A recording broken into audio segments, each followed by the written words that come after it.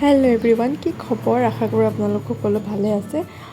আজি লৈ আহিছোঁ আপোনালোকৰ বাবে এটা ইজি আৰু চিম্পল ৰেচিপি। আশা কৰোঁ ভাল পাব। এতিয়া আহক আমি ৰেচিপিটোৰ মাজলৈ আগবাঢ়ি যাওঁ।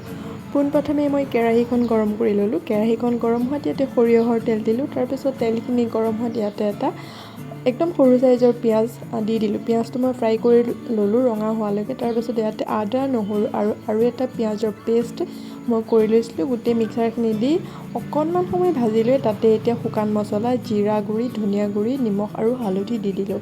আৰু ইয়াতে মই সেই যে মিক্সি জাৰটোত আছিলে অকণমান লাগিছিলে, তাতে পানী দি যিখিনি শুকান মছলা লৈছিলোঁ সেই প্লেটখনতো সেই পানীখিনি দি পেলাই একেলগে লৈ এতিয়া মই মছলাখিনিৰ পৰা কেঁচা গোন্ধ নোযোৱালৈকে আৰু তেল ছেপাৰেট নোহোৱালৈকে ফ্ৰাই কৰিম। আৰু মাজতে ইয়াতে মই জালুকৰ গুড়ি অকণমানো খুন্দি পেলাই দি দিছোঁ।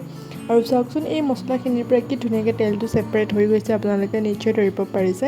তেতিয়া মই এইখিনি সময়তে ইয়াতে দি দিম কচু, আলু আৰু কেইপিচমান ব্ৰইলাৰ চিকেন।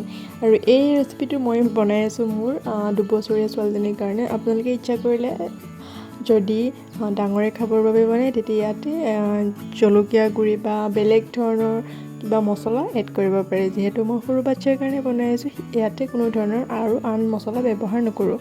তাৰপিছত ভালকৈ সিজাই ল'লোঁ। প্ৰায় 15-20 মিনিটমান সময় লাগিলে। আৰু মই আপোনালোকক দেখাই দিম কিমান ধুনীয়াকৈ আলু সিজিল, মানে মাংসখিনিও খুব ধুনীয়াকৈ সিজি গ'ল। তেতিয়া এইখিনি ভালকৈ সিজা হোৱাৰ পাছত ইয়াতে মই গৰম পানী অকণমানকৈ দি গৈছোঁ। আৰু দেখিছে পানীখিনি অকণমান হালধীয়া দেখিছে, কাৰণ মই পানীখিনি কেৰাহীতে গৰম কৰিছিলোঁ সেইকাৰণে।